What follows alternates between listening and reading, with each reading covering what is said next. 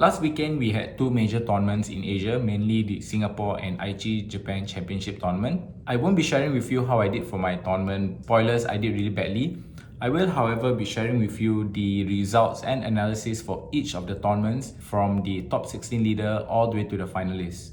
Let's start off with the Singapore Championship Tournament, but first thing to take note is there wasn't any stream for Singapore Championship, so you will not be able to find any VODs online, so stop asking me. And okay, so there was a total of 620 players, which is more than what our Grand Asia Open had.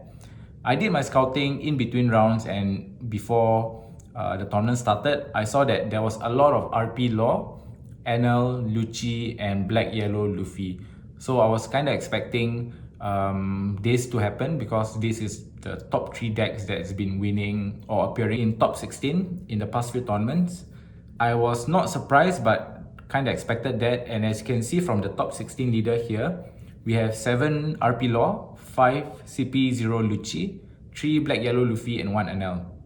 So this is what the OP08 metagame truly looks like. Even though it's only been a week or two, I think this will be the metagame until OP09 or when the starter deck comes out.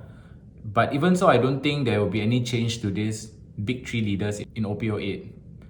So let's see, okay, RP Law having a good matchup against all this deck. And surprisingly for CP0 Lucci, at first glance we thought that the removals in the deck would be sufficient to win against RP Law. But unfortunately, even though we have removals, it's really tough for the Lucci to come back, especially when you're unable to clear the board, and they are very aggressive. RP Law very aggressive, playing down characters, drawing cards, and tempoing the Lucci player.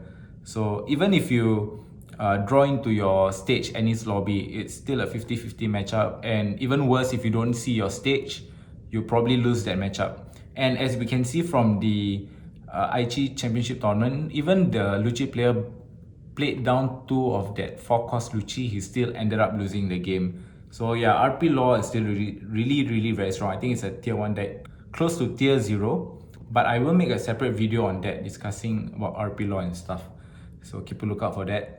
Then Black Yellow Luffy is just being carried by Moria at the moment. Without Moria, they won't have the late game and the longevity. And NL is just Yellow Casino slapping down big bodies. And yeah, looking at top 8, as expected, NL drop.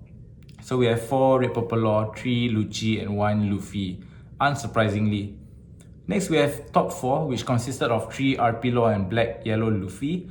And what I find interesting is, since the first big tournament of OP08, the top 4 leader breakdown has always been 3 Red Purple Law and 1 X leader, which is, for example, the Hiroshima one, we have 1 Blue Doffy and 3 RP Law. Singapore Grand Asia Open, we had 1 Black Yellow Luffy and 3 RP Law. So this is really worrying, and how dominating this deck is. And of course, like every other major events that took place in the past, Singapore winner or the finals for the Singapore Championship was between RP Law. So of course RP Law won.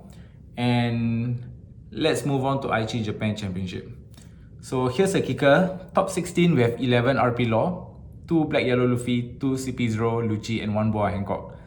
So as you can see here, RP Law represented over 69% of the whole top 16 leader. That is literally more than half. And yeah, the last time we saw this dominance was back in OP05 or I think it's OP05 during the World Championship, where there was 11 Sakazuki. Yeah, so this should signal something. Yes, you guys should get the point. Anyway, on paper, RP Law has the best chance of winning the Aichi Japan Championship just based on sheer representation. However, if Boa Hancock managed to dodge Lucci, which is a very bad matchup for her, and she does not break, Boa Hancock has a good chance of winning this event. But unfortunately, as we all saw from the stream, Boa Hancock dropped at top 16. She didn't manage to develop her board and didn't draw her Gravity Blade. So unfortunate, we go down to top 8, which were 5 Law, 2 Lucci, and 1 Luffy. Kinda expected. I think all the past events, top 8 has always been these 3 decks. And of course, when we look at top 4, it was just RP Law. This is really worrying. Yeah, basically,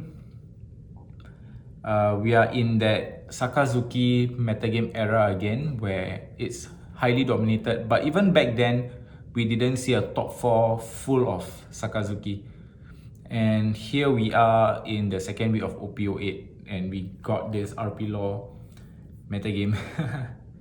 So basically, for the matchup, whoever gets more Reiju, Attack Reducer, and Black Maria wins the game. And as we all know, the winner goes to none other than Red Purple Law.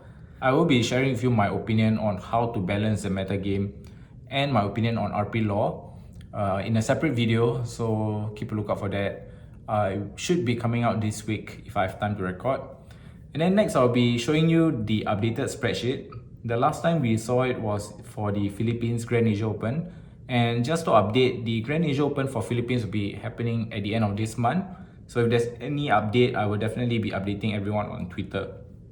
So here we go. We see Singapore Aichi updated. And yeah, the representation and the conversion rate for RP Law is really astounding. You can see here 7 RP Law in top 16 for Singapore, and 3 of them managed to get top 16. And comparing it to Aichi Championship, 11 RP Law in top 16 and 4 of them made it to top 4, obviously. So everyone made it. Yeah, it's really worrying. If you play RP Law and you practice enough, then you'll probably be able to make top cut. But then again, the mirror matchup is quite luck-based in my opinion. Yeah, I don't think there's any other. Yeah, the only new addition, or not really new addition, would be the Boa Hancock over here. The last one was played in Hiroshima, which got top 16. And we have one Aichi here. And in Singapore, just adding one more NL. So making NL total 4 decks that made top 16 in the past few tournaments. Yeah, look at this, the top 4 runner-up winner, majority of them goes to RP Law. So quite worrying. I'm excited to see how Bandai addresses this. But again, I will be sharing with you how I think it should be managed. And that is all for this video. Just a short video to update on week 2 of OP08. So mainly it's just RP Law. And yeah, that's all for this video. If you enjoyed this video or find this video helpful, drop a like and consider subscribing to the channel. We just hit 6.5k. Hopefully we can get 7k by the end of this month. And don't forget to follow me on Twitter or X for more One Piece TCG content. I'll be posting more updates there. And as always, thank you for watching. I'll see you in the next one.